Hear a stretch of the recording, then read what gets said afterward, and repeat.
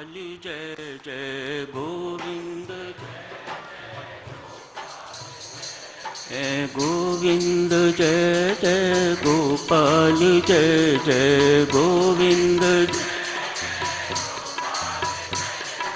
गोविंद जय जय गोपाल जय जय गोविंद जय जय गोपाल जय जय राधा रमन हरि गोपाल जय जय राधा रमन हरि गोपाल जय जय राधा रमन हरि गोविंद जय जय राधा रमन हरि गोविंद जय जय गोविंद जय जय गोपाल जय जय गोविंद जय जय गोपाल जय जय गोविंद जय जय गोपाल जय जय गोविंद जय जय गोपाल जय जय राधा रमन हरि गोविंद जय जय राधा रमन हरि गोविंद जय जय राधा रमन हरि गोपाल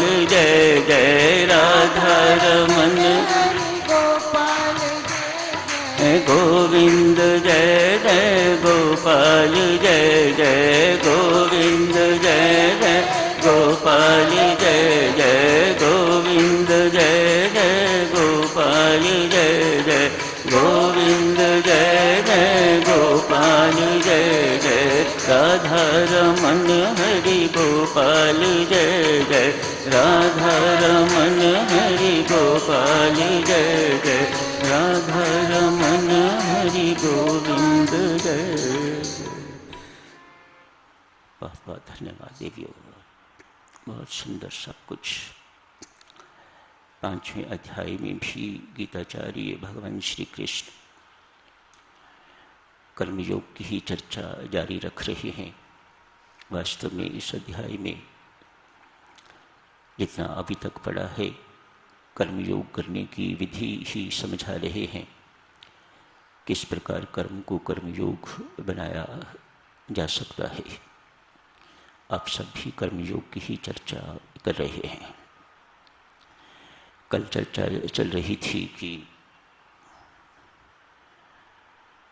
हम कर्तव्य कर्म निभाते हैं, कुछ के प्रति नहीं। यदि सबके प्रति हम अपना कर्तव्य कर्म निभाते हैं, राग द्वेष रहित होके, पक्षपात रहित होके, तो ये कर्मयोग ही है। कर्मयोग में भेदभाव नहीं हुआ करता। साधक सुनो, कर्मयोगी को अपनी पुत्री तो अपनी पुत्री दिखाई देती है, लेकिन दूसरे के घर से जो पुत्री आई है वो बहू दिखाई देती है। तो ऐसा व्यक्ति कर्मयोगी नहीं बन सकेगा। दोनों के व्यवहार में जहाँ अंतर हो जाएगा, ये कर्मयोगी का चिन्ह नहीं है। कर्मयोगी बनना चाहते हो तो आपको इन छोटी छोटी बातों का बहुत ध्यान रखने की ज़रूरत है। बड़ी बड़ी बातें नहीं हैं, हैं ही बहुत छोटी छोटी बातें। कर्मयोग में देवियों सज्जनों, सुख की उंगली अपनी ओर कभी नहीं मुड़ती। कर्मयोगी बहुत अच्छी तरह से जानता है, सुख मेरे भोगने की चीज नहीं है, सुख औरों को देने की चीज है। जिस किसी की समझ में ये इतनी सी बात आ जाएगी, वह तत्काल कर्मयोगी बन जाएगा। पुनः सुनिए, सुख भोगने की चीज नहीं है, सुख मांगने की, सुख पाने की चीज नहीं है, सुख बांटने की चीज है, सुख देने की चीज है। हाँ, दुख भोगने की चीज है। दुख भोगिएगा। कर्मयोगी दुख भोगता है, पर दूसरों को सुख देता है, दूसरों को सुख पहुंचाता है। अपनी इनकन्वीनियंसेस को नहीं देखता, अपनी असुविधाओं को नहीं देखता, दूसरों को सुविधा पहुंचाए वह कर्मयोगी है। दुख सह के भी दूसरों को सुख दे तो वह कर्म योगी है। यही गीताचार्य भगवान श्री कृष्ण हमें समझा रहे हैं। स्वार्थ रहित कर्म। स्वार्थ मानो सुख की उंगली अपनी तरफ, अपने लिए ही चाहना, अपनों के लिए ही चाहना, ये स्वार्थ है। लेकिन दूसरों को देना, दूसरों के लिए चाहना, उनका हित करना, उनका हित सोचना, उनके लिए हितकारी बोलना, उनके लिए हितकर कर्म करना, ये निस्वार्थ है। कर्मयोग, कर्मयोग सीमित नहीं है, बहुत व्यापक चीज है। आइए कुछ दृष्टांतों के माध्यम से देखते हैं। आज एक साहूकार देवियों, घोड़ी है, उसके पास यातायात के साधन इस प्रकार के नहीं थे उस वक्त जैसे अब। घोड़ियों पर जो अमीर लोग हैं वे यात्रा इत्यादि किया करते, गरीब तो बेचारे पैदल ही चलते। लेकिन साहूकार लोग, अमीर, जो घोड़ी रखनी अफोर्ड कर सकते, घोड़ा रखना अफोर्ड कर सकते थे, वह घोड़ों पर यात्रा किया करते। किसी जरूरी काम से इस साहूकार को कहीं जाना है, घोड़ी बीमार है, अतएव जाना भी जरूरी है। कैसे जाया जाए? पैदल चलने का अभ्यास नहीं रहा हुआ, शायद जल्दी भी पहुंचना हो, पैदल जाने से देरी हो जाती है, घोड़ी जल्दी पहुंचाएगी। दौड़ाते हैं लोग घोड़े घोड़ियों को। बड़े भाई के पास गए, जाके कहा, भैया मुझे अमुक स्थान पर बहुत जरूरी काम से जाना है, मेरी घोड़ी बीमार है, मेहरबानी करके थोड़े समय के लिए मुझे अपनी घोड़ी दे दो तो मैं दोपहर तक लौट आऊंगा, आते ही घोड़ी आपको वापस कर दूंगा। बड़े भैया ने कहा, छोटू घोड़ी घर पर नहीं है। बात खत्म हो गई। छोटे ने बड़े के पांव छुए और चलने लगा तो अंदर से घोड़ी के हिनहिनाने की आवाज आई। छोटा मुड़ा, बड़े भैया आपने तो कहा था कि घोड़ी अंदर नहीं है, पर घोड़ी तो अंदर हिनहिना रही है, उसकी आवाज बाहर मुझे सुनाई दी है। मूर्ख, बड़ा भाई कहता है, मूर्ख, उस पशु की भाषा तेरी समझ में आ गई, लेकिन मेरी बात पर तुम्हें विश्वास नहीं। छोटे ने आंख बंद करी, हाथ जोड़ के कहा, भैया आज इस घोड़ी ने मेरी आंख खोल दी। घोड़ी के अंदर स्वार्थ नहीं, पशु के अंदर स्वार्थ नहीं होता, पशु के अंदर अभिमान नहीं होता, स्वार्थ नहीं होता, इसलिए उसकी वाणी हर कोई समझ सकता है। मनुष्य को समझना बहुत कठिन है। इतनी सी बात कह के छोटू चला गया। बहुत दिल पर बोझ लेके छोटू जा रहा है। एक मामूली सी बात के लिए बड़े भैया ने मेरे साथ इतना बड़ा झूठ बोला है, ये मेरा भैया कहलाने योग्य नहीं है, कैसे मैं इनकी बात पर विश्वास करूं? घोड़ी पशु अधिक विश्वसनीय निकला। इतनी देर में बड़े को लगा छोटा रुष्ट गया है, असंतुष्ट गया है, अतएव भागते भागते पीछे गए। छोटू को आवाज लगाई, रुको, घोड़ी ले जाओ, मेरे से भूल हो गई, स्वार्थवश, लोभवश मेरे से झूठ बोला गया, मैंने बात छुपाई। स्वार्थ साधकों ये सब कुछ करवाएगा।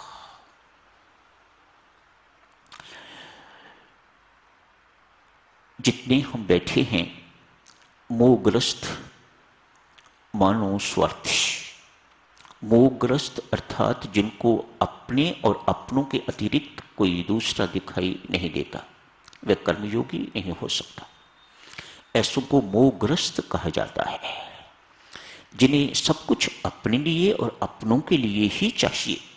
जो सब कुछ अपने लिए और अपनों के लिए ही करते हैं उन्हें मोहग्रस्त कहा जाता है। ऐसे व्यक्तियों को बच्चियों स्वार्थी कहा जाता है। ऐसे व्यक्ति कर्मयोगी नहीं हो सकते क्योंकि वह निस्वार्थी नहीं है।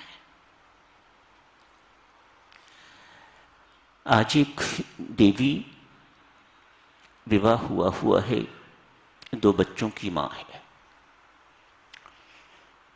इतने वर्षों के बाद, बहुत एडजस्टमेंट करने के बाद, कोशिश करने के बाद भी वह अपने ससुराल में एडजस्ट नहीं हो सकी। आज नौबत यहां तक आ गई, 2 बच्चों सहित वापस अपने मायके आना पड़ा। 2 बच्चों की मां, समझिए 8-10 साल हो गए होंगे विवाह हुए। एडजस्टमेंट नहीं हो पाई। बेचारी ने बहुत कोशिश की होगी लेकिन सफल नहीं हो पाई। एक भाई के घर गई है, निकाला तो नहीं जा सकता, बहन है। 5-1 हजार रुपया सैलरी मिलती थी उस वक्त, उसमें से 500 रुपया मकान का किराया, अपने बच्चे पढ़ने वाले, अपने भारी खर्चे, ऊपर से ये मुसीबत। अतएव भाई ने चिड़चिड़ापन हो गया है, चिड़चिड़ा रहना शुरू कर दिया है।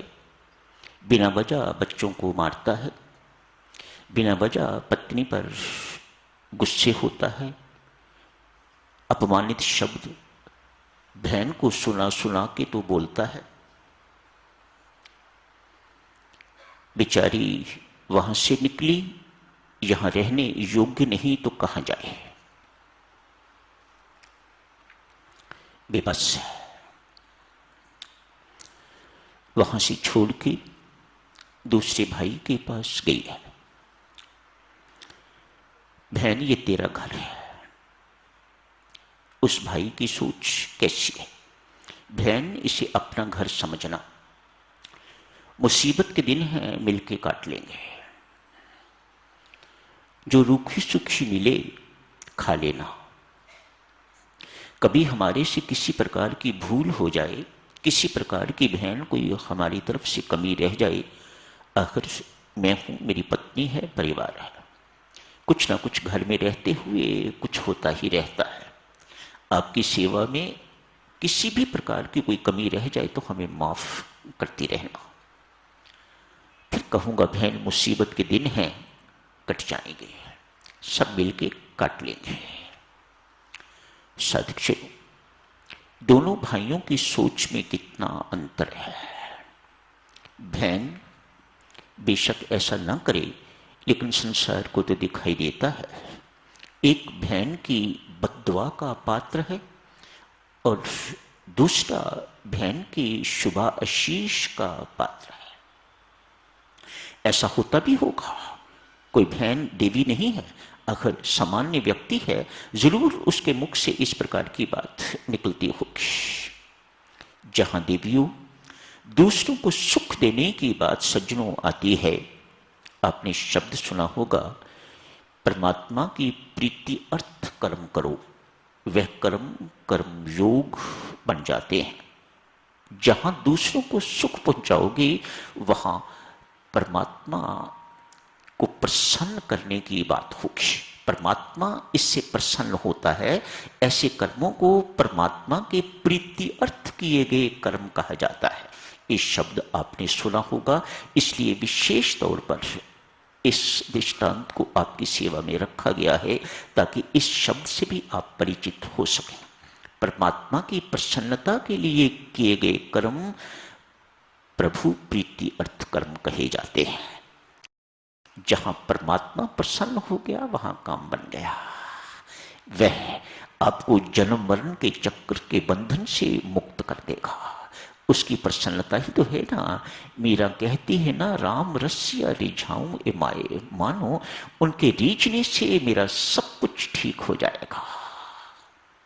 मैं अपना राम रिझाऊं, मैं अपना परमात्मा रिझाऊं, अपने कर्मों से रिझाओ, भक्ति से रिझाओ, ज्ञान से रिझाओ, योग से रिझाओ, किसी भी ढंग से परमात्मा प्रसन्न होता है तो उन सब कर्मों को प्रभु प्रीति अर्थ कर्म कहा जाता है, परमात्मा की प्रसन्नता के लिए कर्म कहा जाता है। आज साधक चलो कर्मयोग की चर्चा को समाप्त करते हैं। एक ही बात है मुख्यतः, बाकी याद रखिए न रखिए, एक बात जरूर याद रखिएगा, इन कर्मों में विष घोलने वाला एक ही तत्व है जिसे डूअरशिप कहा जाता है, कर्तापन का अभिमान कहा जाता है।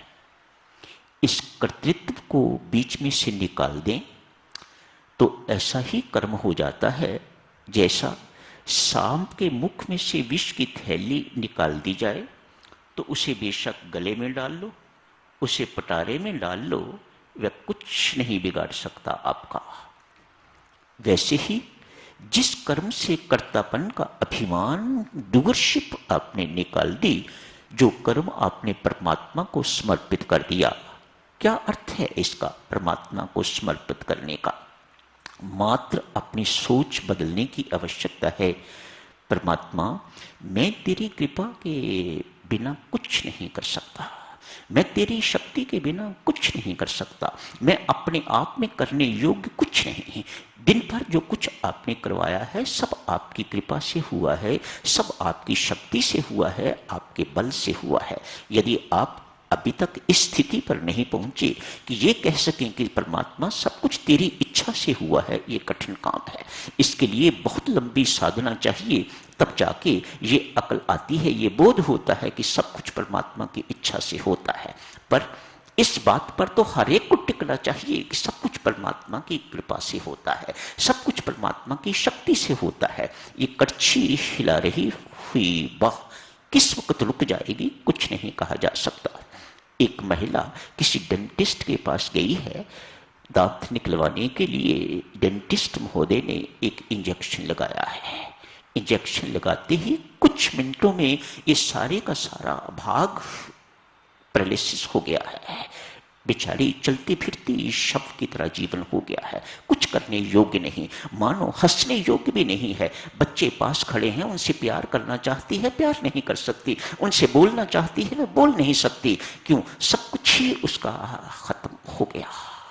मानो परमात्मा ने अपनी दी हुई शक्ति जो है वह बीच में से खींच के, होता कुछ भी है लेकिन सत्य तो यही है। इस सत्य को हर एक को पहचानना चाहिए, समझना चाहिए। डूअरशिप बीच में से निकल जाएगी, जीवन बहुत सुरक्षित हो जाएगा। चलती गाड़ी, कार जा रही है, एक बच्चे को नीचे लाके तो कुचल देती है, बच्चा ऑन द स्पॉट मर जाता है। आज तक देखा है आपने किसी कार को सजा मिलती? कभी नहीं। कार तो बिल्कुल ठीक रहती है, चलाने वाले को सजा मिलती है। मारने वाली तो गोली है, बंदूक में से, पिस्टल में से गोली चलती है, गोली से हत्या होती है, लेकिन उस गोली को कभी कोई सजा नहीं देता। सजा मिलती है जो गोली चलाने वाला है। इस प्रकार से देवियों सज्जनों, अपने जीवन ये ये डूअरशिप निकाल दोगे, करने वाला मैं नहीं, करने वाला परमात्मा है। जब ये इस बात का बोध हो जाएगा तो आप कर्म करने के बावजूद भी किसी फल के भोगी नहीं रहोगे, किसी फल के भागी नहीं रहोगे। इस प्रकार से कर्म देवियों सज्जनों अपने कर्मयोग बनाइएगा। शुभकामनाएं, मंगल कामनाएं।